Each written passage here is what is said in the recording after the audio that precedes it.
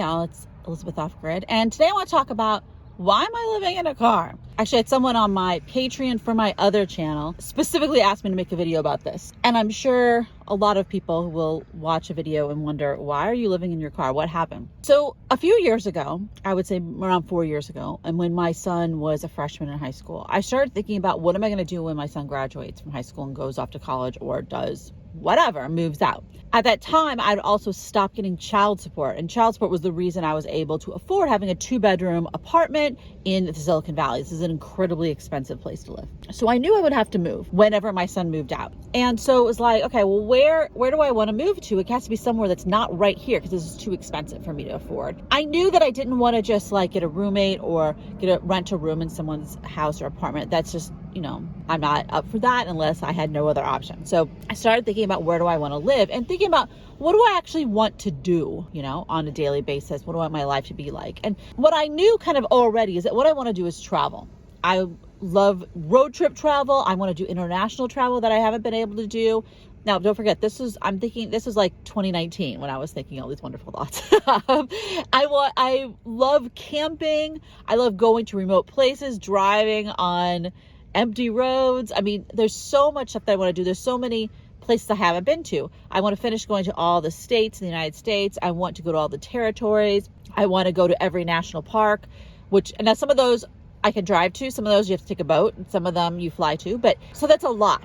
I also want to really explore Canada. I've been to Canada a couple of times, but Canada's a big place. So I started thinking about how could I do that? Where would I live to be a good home base for that? And I wanted somewhere that was not expensive, so I could also afford to travel and just afford it generally. I wanted somewhere that was going to be kind of a good match for me personally, somewhere where I'd actually enjoy living when I was there, somewhere with weather that would be compatible with me, especially regarding I have a lot of health issues. The longer that list of all the things I wanted and needed, it was making it more and more difficult. I also want something close to an international airport.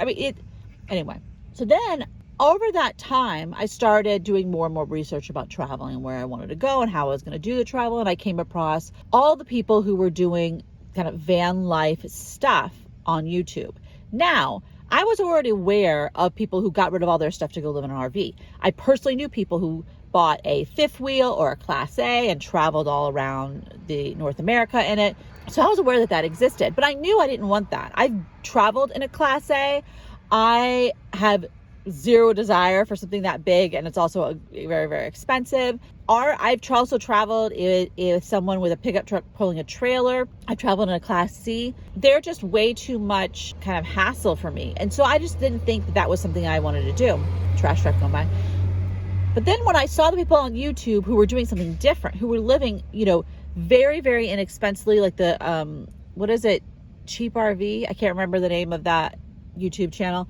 People who are living in vans, in minivans, in SUVs, and even in cars. So that started becoming on my awareness in 2019. So that was my tentative plan. And at the time, I thought I would buy something and turn it into a camper. That was kind of the idea. Then 2020 happened, and my business tanked. I'm a lawyer, and I, at that time, had a business where I helped small business clients with like trademarks and setting up their LLC and that kind of stuff.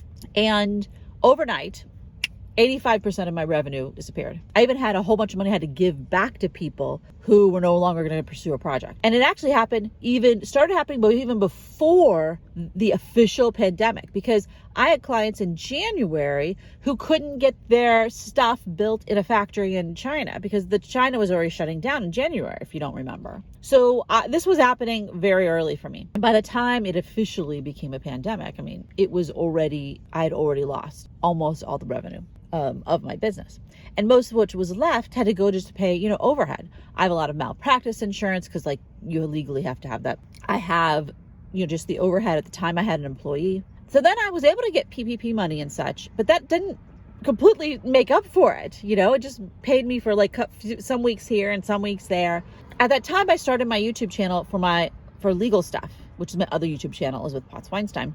And it takes a while for a YouTube channel to take off. So when I started that in the summer of 2020, it had been around for a long time, but I kind of relaunched it. It took about almost a year for it to get monetized. Now, I did get some clients through it, but it wasn't monetized by itself. However, over the last 3 years since I've had that channel, it has changed that business to where I don't make money from clients anymore. I make money from YouTube and Patreon.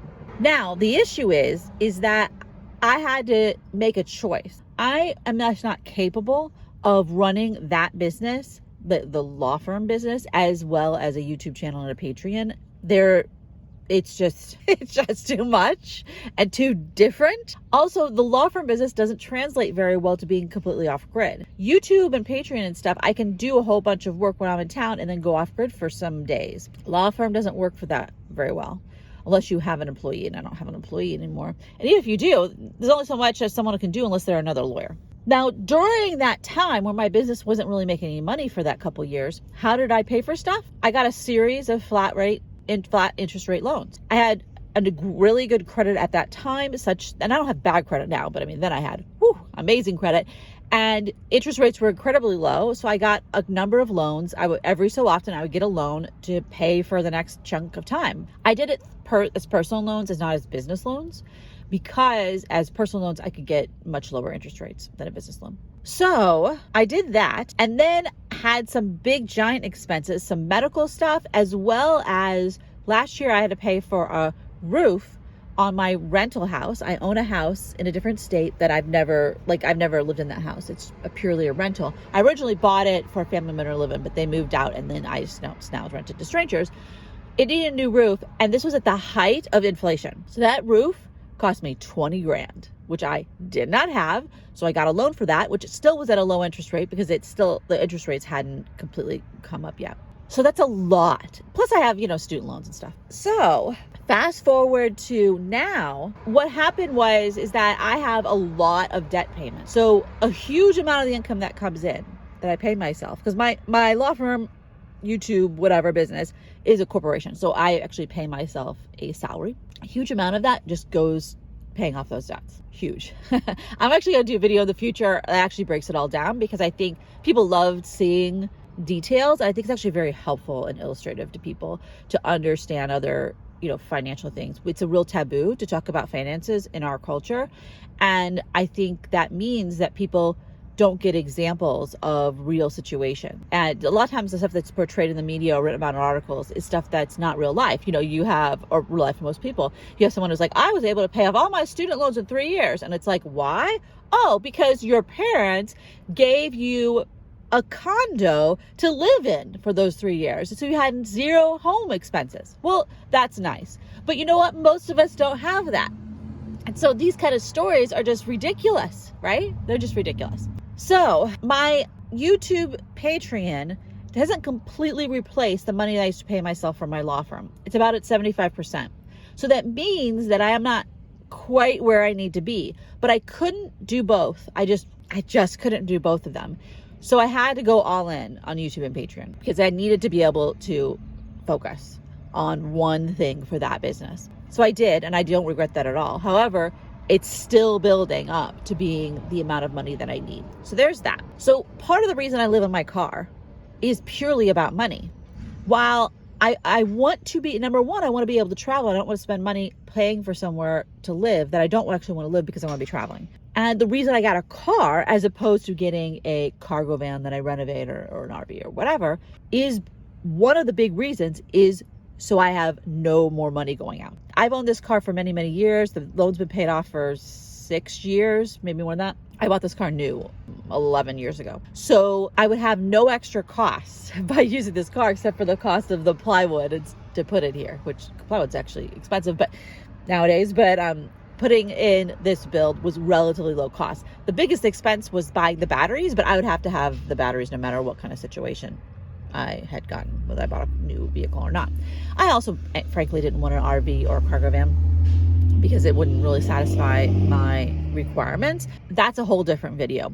But I didn't get an SUV, something high clearance 4-wheel drive, because I wanted to save money. Because here's the goal. The long-term goal, the long-term plan is for the next 2 to 3 years to live super cheap while traveling and enjoying life and paying off all that debt.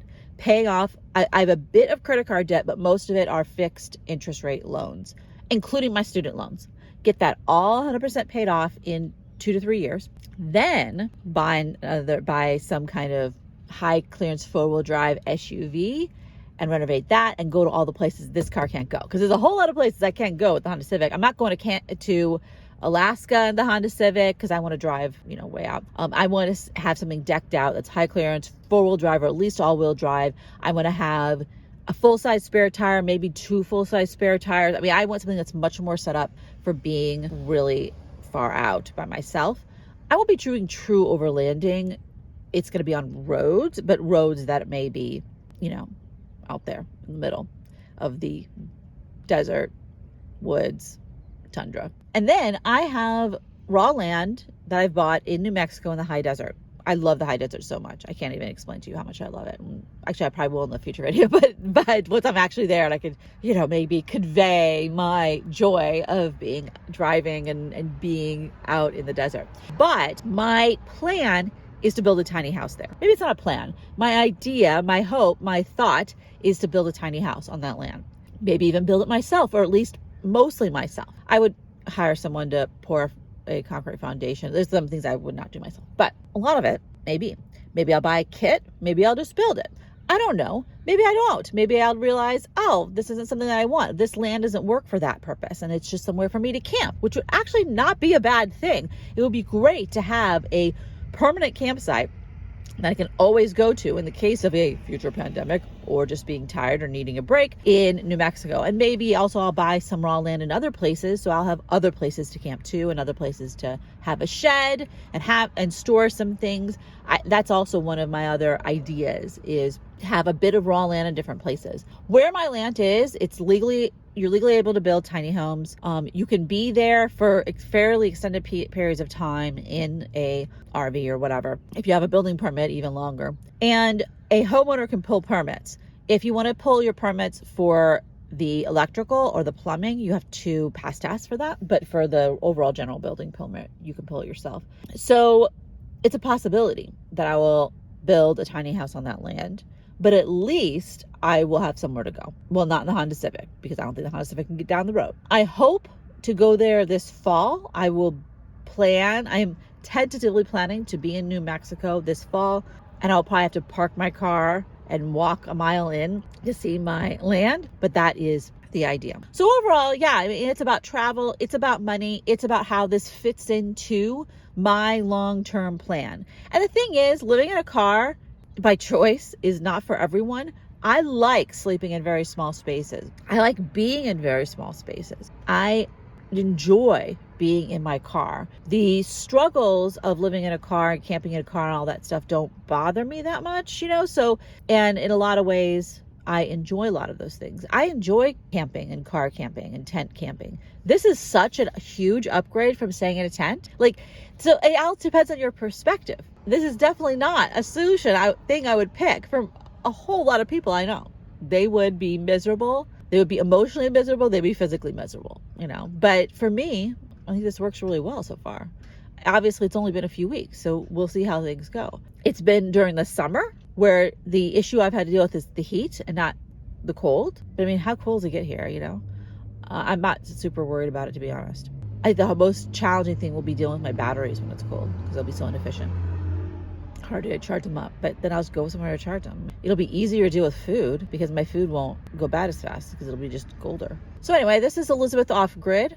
I'm sure I will update this video in the future for why I'm continuing to live in my car or whatever vehicle or whatever I end up doing, but I wanted to share where I'm at today. Thanks a lot for watching. Bye-bye.